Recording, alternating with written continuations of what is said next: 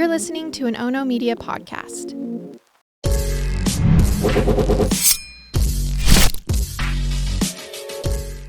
Good morning, and thanks for joining me for Rise and Crime, your morning caffeine hit all about crime. I'm Mama Jules, and let's head over to Oklahoma, where a string of unconnected murders have me a little bit concerned about what's going on in that state. So let's start with the latest and the one that is still lacking details, but I'll let you know how the last 3 days went.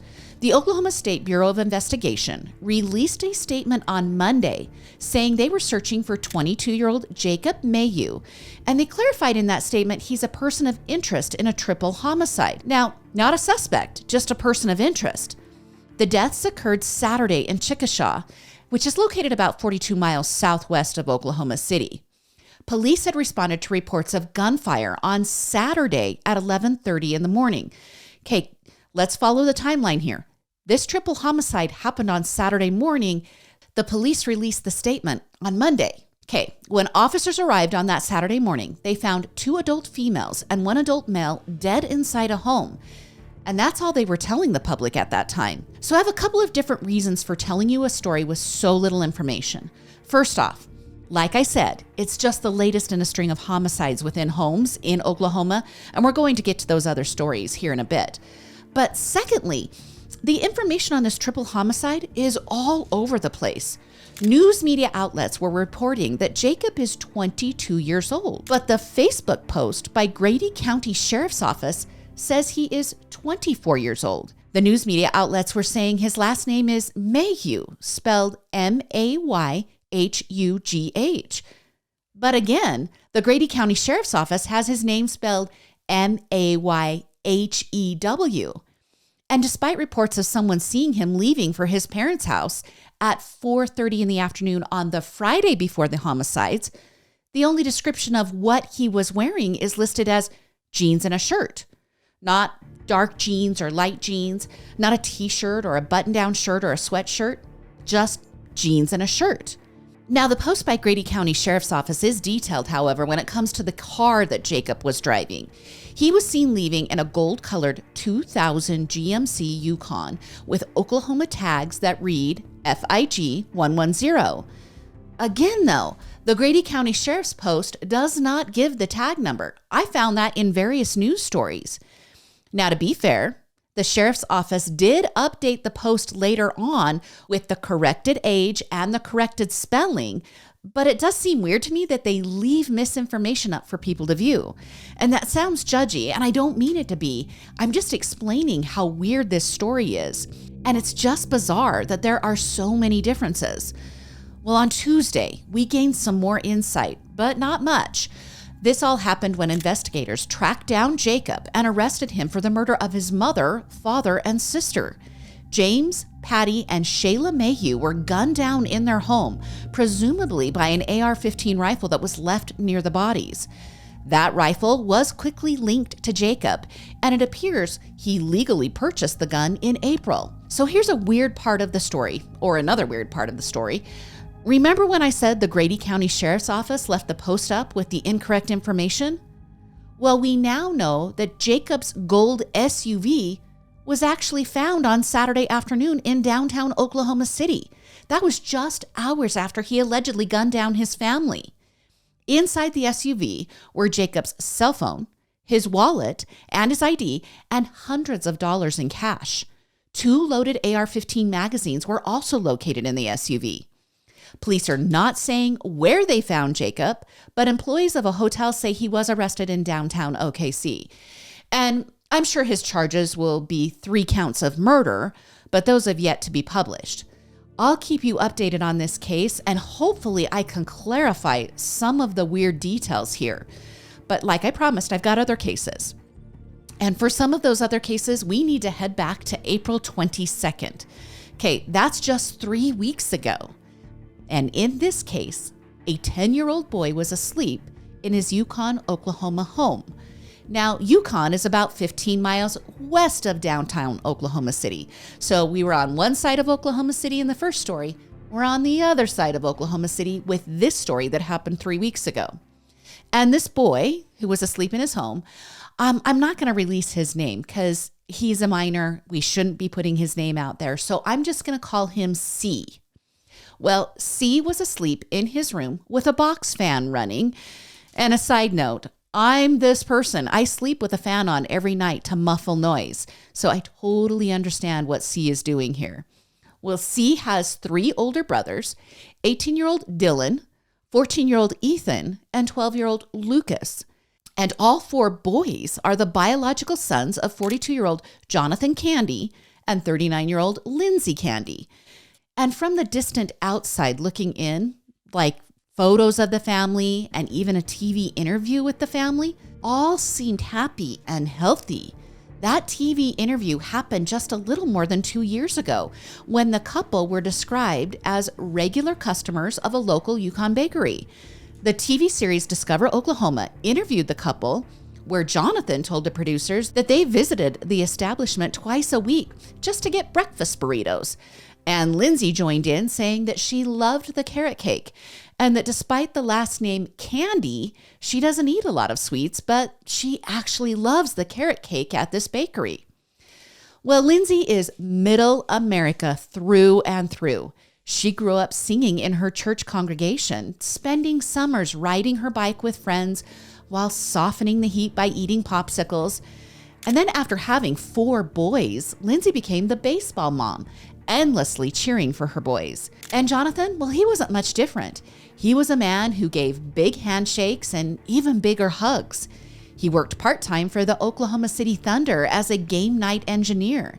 And in his spare time, he flew drones with his neighbor, Michael. Now, Michael told the Oklahoman that Jonathan was always helping others with things like repairing cars or lawnmowers and installing appliances and ceiling fans. Michael said he had never seen or heard of any disputes between Lindsay and Jonathan.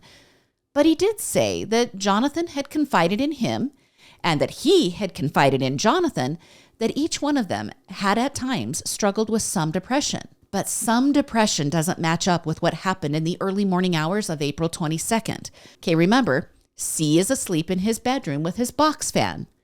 And Jonathan and Lindsay, well, they're fighting.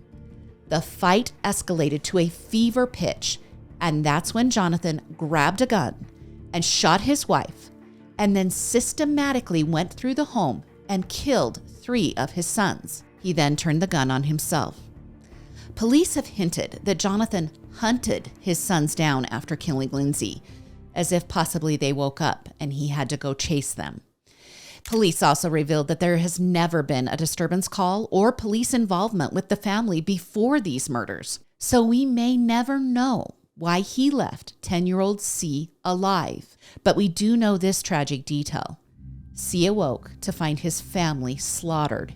He made the heartbreaking 911 call that alerted police to this horrific scene. And 3 weeks have gone by, and still no one knows why Jonathan killed the family that so many people say he loved. Now, since the tragedy, Lindsay's family has become C's caregivers. They told Fox Digital that they aren't speaking Jonathan's name or mentioning C's father at this time. They also fear that when the attention on this case dies down, that C will then begin to really feel the tragedy, that, for the lack of a better word, the circus that is surrounding this family is actually keeping C very distracted. Let's remember C's 3 brothers. The oldest, Dylan, had recently graduated from Mustang High School, and he had been attending Oklahoma Baptist University, where he played the bass drum in the marching band. His band director said that for a freshman, Dylan had a lot of chops and good hands. His director also said he was a delight to work with and that he was friendly with everyone. Dylan had even scored a drum solo as a freshman, and his director said when he was told he would be performing a solo that Dylan's eyes lit up like dinner plates and that a smile crept across his face from ear to ear. And then Ethan Candy, the high schooler. Well, he was an avid baseball player. Ethan's coach said that Ethan was a fantastic player that he called Sweet Little Candy Man. But more importantly, his coach said Ethan made his own son a happier and more outgoing kid by sharing his example with his son. And Lucas, the 6th grader, Well, he also loved baseball and had built a bond with his brother's teammates' younger siblings. He was remembered by teachers as being a genuinely happy child. So that's 2 stories of multiple homicides. But do you remember the horrific story from last May that I brought you on Rise and Crime? The one about the convicted rapist who fatally shot 6 people, 5 of them teenagers, before he turned the gun on himself. And 2 of those teens, well, they were just friends of his girlfriend's kids. They weren't even that connected to the family. And then in October of 2022, there was the story of Brian Nelson, who killed 6 children ranging in ages from 1 to 13. The 2 adults, Brian and his wife, well, they were found dead in the front of the home. And then the 6 children were all found dead in the rear bedroom. Before killing himself, Brian set fire to the home. However, no one in the home died from the fire. Brian is presumed to have killed his family due to mounting debt. He had filed for bankruptcy, but he also had unpaid student loan debt. The mounting debt was exacerbated by a concussion that Brian suffered while he was stocking dairy refrigerators at a large local retail chain. And then there's this story where in July of last year, a woman was setting off fireworks in her garage when police approached the home. In this one, in Oklahoma, Brandy McCaslin barricaded herself inside her home. She was armed at the time, and state investigators said that law enforcement tried to negotiate with Brandy for 3 hours. When they eventually attempted to enter the home, they found Brandy and her 3 young children dead. The children were 11, 6, and 10 months old. Her reason for the killings? It seems she was upset about a recent breakup and the supervised visitations that resulted from that breakup. Now, all of these murders were within the last 2 years or so. They all happened within homes, and there are multiple people dying. And that was just me finding quick stories because I had remembered so many of these are happening in Oklahoma. There could actually be more.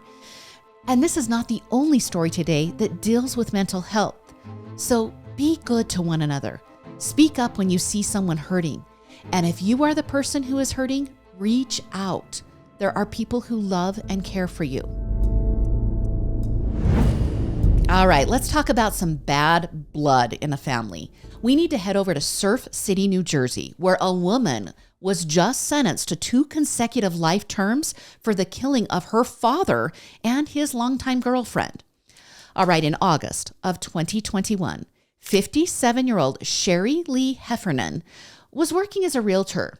Now, the relationship between her and her father, 87-year-old John Enders, and then the relationship with his longtime girlfriend, 75-year-old Francois Petoy, well, that relationship was strained. And in that month of August, the relationship actually became more strained when John, okay, remember that's the dad, and he also goes by Jack, so I'm probably going to refer to him as Jack for the rest of the story. So back in August, Jack, the dad, well, Jack told his daughter he wasn't using her to sell his home that was valued at $1.9 million. All right, that's a hefty realtor commission that Sheri would be missing out on. But that wasn't the last straw for Sheri. 1 month later, Sheri found out that her father had cut both Sheri and her estranged sister, his estranged daughter, out of his will. So the 2 daughters are cut out of the will. And instead, Jack left all of the money from the estate to Sheri's nephew. Sheri was unsettled with this news, and according to Sheri's son, on September 29th, his mother, Sheri, left to visit her father in what the son called a midnight dash, a quick trip to maybe fix or repair the monetary shortfalls that Sheri was about to experience. Except that's not quite how it played out. Sheri left her Pennsylvania home in her RV late at night and made the trek to Ocean County, New Jersey to presumably talk or settle things with her father. Sheri's Winnebago was spotted on surveillance footage driving down the Long Beach Island Bridge in the early morning hours of September 29th, 2021. When that RV neared the home of her father, more surveillance footage caught someone parking that RV a distance from Jack's house and then finishing the journey to Jack's house on foot. Now, this person is seen carrying an orange bag and wearing clothes that are notably too large for the size of this person's body. At 5 o'clock in the morning, does this person walk up to the door and politely ask to be let in? Nope, that's not how it went down.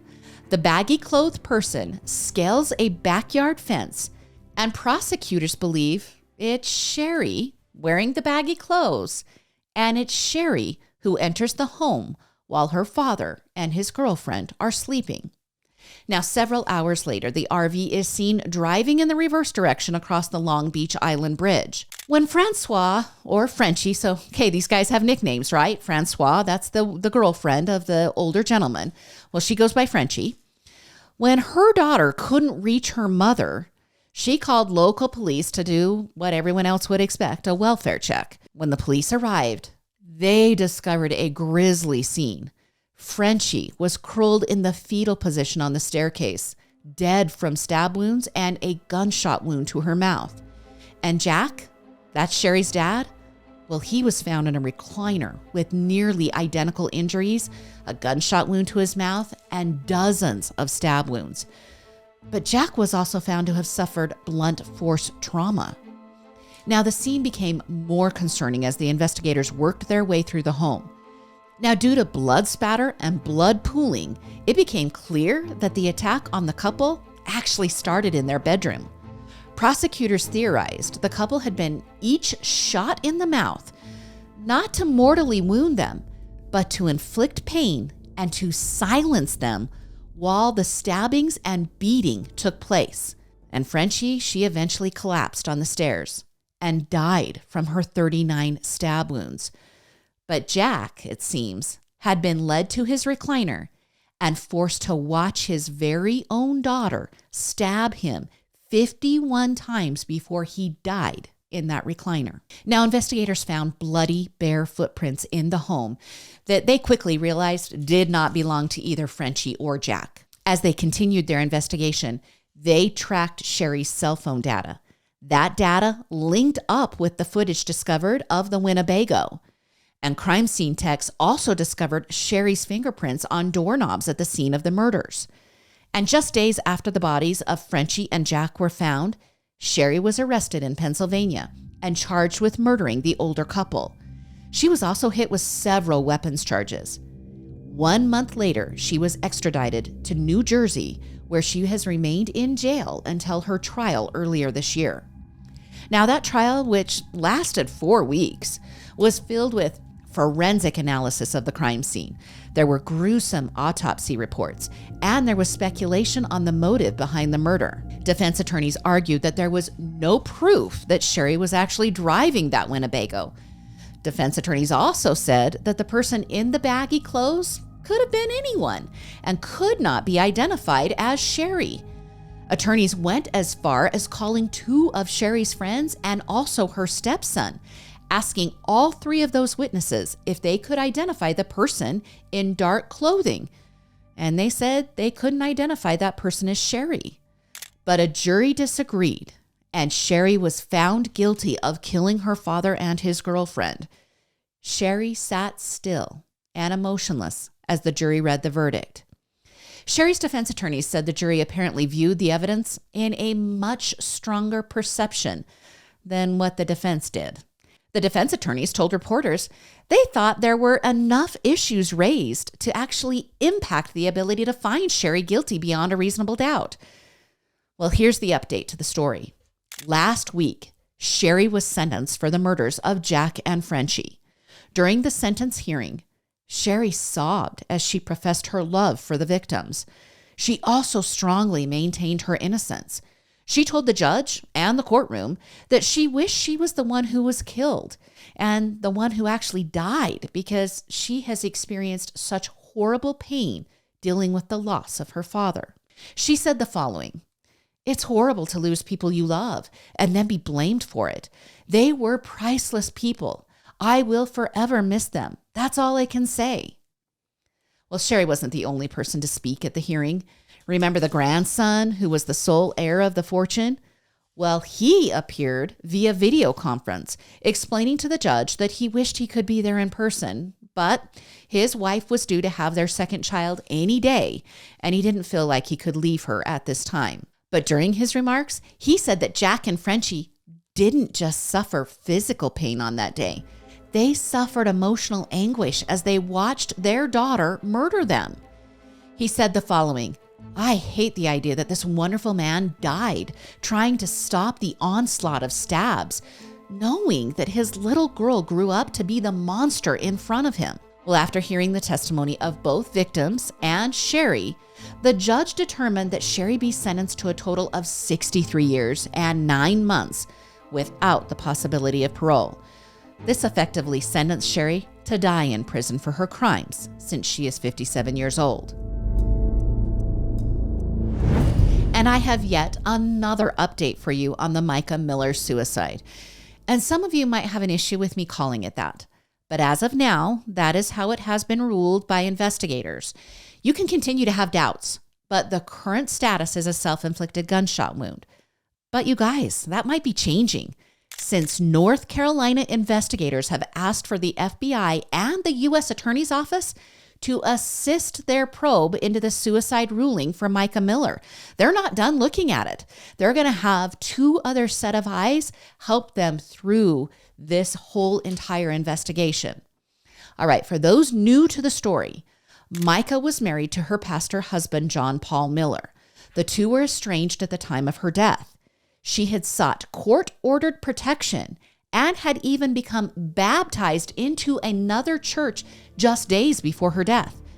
That's very estranged. She wasn't even going to be part of her husband's church anymore. Now, the rumors on this case are rampant and wild, and I won't report those here. I can verify, however, the relationship was toxic, and I do believe built on John Paul operating in a place of power over Micah. And no romantic relationship should ever be structured that way. So if you're outraged right now, I get it. I totally get it. But let's stay clear-minded with what we do know for certain. Micah had been seeking professional help for her addiction difficulties and also for the trauma she was experiencing. Her brother and sister were helping her through the difficulties and had even become involved in the court proceedings.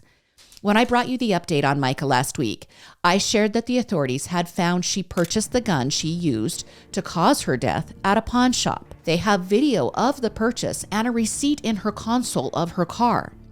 Additional ammunition was also found in the car. John Paul and his lady friend were nowhere near the area at the time of Micah's death. Highway camera footage verifies John Paul's whereabouts, but John Paul's behavior following Micah's death has also been, at best, questionable, at worst, suspicious and distasteful. The day following her death, John Paul preached 2 sermons at his Solid Rock Church before abruptly ending the second sermon with the announcement that Micah killed herself and that she was suffering from mental instability. As a reminder, here's that audio. Today, instead, I'm going to have you stand up and I'm going to make an announcement. And after the announcement, I'm going to ask that you leave church quietly and don't talk about the announcement here in the building, please, if you can. So y'all can stand to your feet. Before I make the announcement, I also want to say that my request to you is that you will continue to come to church and serve and give for the next little bit. 'Cause I don't want to have. I'm taking a little bit of a break, and I don't want to have to worry about the church. My break may be a few days, a few weeks. I don't know. I got a call late last night. My wife has passed away. And it was self-induced, and it was up in North Carolina. And we're going to have a funeral for her next Sunday here at 3 p.m. And so it's all I can. I'm just kind of going on adrenaline right now. So y'all pray for me and my kids and everybody. And she wasn't. Y'all knew that she wasn't well mentally, and that she needed her medicine that was hard to get to her. And so I'm sure there'll be more details to come. But just keep our family in your prayers. And I'm going to let Pastor Randall, my bishop, he can pray. I'll give him a microphone. He'll pray out. And if you have anything you want to share as well. Now, John Paul also wrote a pretty sketchy obituary for Micah that referenced what a great preacher he was. And his distasteful or weird behavior, it just continues, because it was revealed this week that during Micah's 20-minute eulogy, her pastor husband, John Paul, told mourners that he had visited Micah's body 4 times since she was found dead in North Carolina's Lumber River State Park. He then went on in that eulogy to say that he even tried to raise her from the dead. Now, those shocking statements came to light on Saturday when the church posted the video for the public to view. I want you to give a listen to about a minute of the remarks from that eulogy. As Christians, of course, we know she's not here and in heaven, and she's worshiping and enjoying, and probably hadn't even had time to look down here yet. But I got this lay next to her body and spent time with her body about 4 times this week, and each time it still didn't hit me. I thought she was going to wake up. I even tried to raise her from the dead one time this week, and that morning, actually, I went to the mall later. She had bought me this dog tag, and the chain broke, so I went to the mall to get it fixed. And I saw a female about 20, 30 feet in front of me, and she was wearing one of Micah's dresses. And she had the same tattoo Micah has on her arm and the exact same hair. And out of just instinct, I screamed, "Micah!" And the girl turned around, and it was one of her sisters. And I thought I raised her from the dead. She's alive, But I can't wait to see her again one day. Now, as you can only imagine, the pastor who has been publicly accused of grooming Micah from the time she was a teenager, well, he's taken even more heat over these comments at her eulogy. And I'm not here to determine how people grieve, but I will say the laughter is nervous and awkward. And maybe that's just him and how he acts in front of a crowd. But I totally get the criticism that he is facing. Now, during the eulogy, he told the mourners that if he had 10 hours, that would not be enough time to tell all those in attendance all the great things about Micah. This is really weird, since John Paul has preached to his congregation earlier in the year about how damaged Micah was. Back on March 10th, John Paul told his congregation that he had gone through Micah's phone. And in that sermon, he said he found 18 different people from the congregation talking bad about him in text messages. John Paul shamed the people for not supporting their pastor. And in that same sermon, he said that Micah left to be hospitalized for treatment with her difficulties. He said the following: "She just gets out and she just leaves, just completely leaves me, leaves everything, drains the bank account, and just goes. Well, guess what? While you're talking bad about me out there, I'm building a school in Africa for over 100 kids." Wow. One more thing about John Paul. He has been rumored to be dating Susie Skinner for several months prior to his wife's death. Okay, I said that. His wife. They aren't divorced yet, but he is dating another woman. Now, some would say that is just speculation, but there is video out there of the two out and about on the town on different occasions, and Susie apparently was the woman with him in the car headed to an event while Micah was in the park experiencing her death. So let's look at Susie for a little bit, and this next part is just an interesting and probably only coincidental portion of the story. See, Susie was married before her alleged relationship with Pastor John Paul. Susie's husband, Chris, was a paraplegic who suffered a life-altering accident years ago. But in 2021, Chris died in a community swimming pool when he wheeled too close to the edge and fell in. Now, this was a community pool that her husband, Chris, visited almost every day. But he fell in when he got too close, and then he drowned. Now, John Paul conducted Chris's funeral in 2021. Here, listen to just a quick snippet from that funeral. It's very, very exciting. I was Chris's pastor to preach a funeral in which I don't have to lie.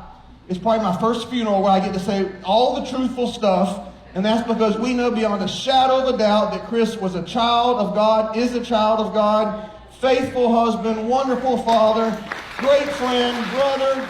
Now, like I said, Be clear-minded. This is just information I am simply supplying to you to give you a more complete picture of the relationships in this tragic story. Then another video has surfaced on Micah's sister's Facebook page. Now, this video shows a highly medicated or possibly inebriated, or maybe both, a highly medicated or inebriated John Paul lying on the ground in front of his truck. Now, a man is videoing him as he is asking John Paul if he needs help. The video goes on for about 6 minutes. Most of the time, John Paul is wailing in a high-pitched voice.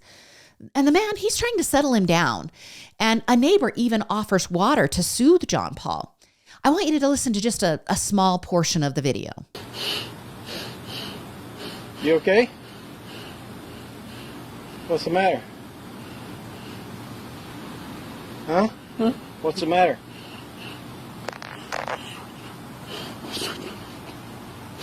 They switched my medication. Makes me go crazy. Is somebody helping you? I think Mark's coming to get me. Oh, okay. I thought I was going to see Jesus. Okay. But you got Mark coming? Somebody called him, I think. Okay. I feel like he had to bite me. I can't So- want to see Jesus. Because he had to bite me everywhere. Is your medication something they gave you? Yes, I'm a drug. Yeah. You do some new doses or something. You want me to make sure Mark's coming?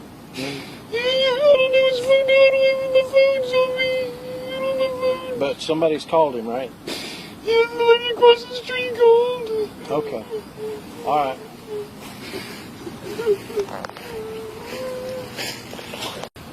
Hey, JP. I think Mark is coming. I had him try to get in touch with him again to make sure. Is that okay? You know, the ants. Huh? The ants fight me. There's ants all over me. He was letting there's ants on you? There's no ants on you, though. It's just, maybe that's how you feel, but there's none on you. There's none on the grass.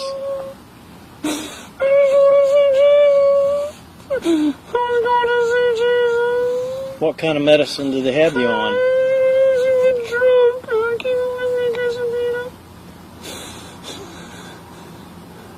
Now, John Paul continues mentioning Jesus, and I think he's mentioning his first spouse in the video. He says ants are biting him and that his friend Mark is coming to get him. I've tried to dig up when this video was shot, and what I'm finding mentioned in the comments is that this video seems to be from about the years 2015 to 2016. Now, I played it for you so that you can have an understanding that John Paul had possibly been dabbling in the same kinds of, quote, sins that he blames his wife of dabbling in. Now, as always, I'll watch this case and bring you more information when it surfaces. I'm going to just tell you right now, this isn't going to be the last update to this story. And a quick reminder, if you want to stay up to date on what Micah's family is saying, you can go to her mother's blog page on Facebook. It's titled Voices in the Wilderness.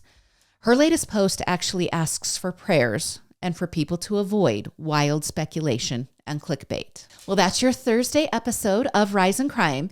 If you're watching on YouTube, could you please drop a comment and like and subscribe on that YouTube feed? I'd also truly appreciate if you could like and subscribe to the various platforms for podcasting, and please leave a 5-star review if you're so inclined. It really helps Rise and Crime grow. You can join me again on Monday for more morning crime news. I'm Mama Jules, and keep safe out there.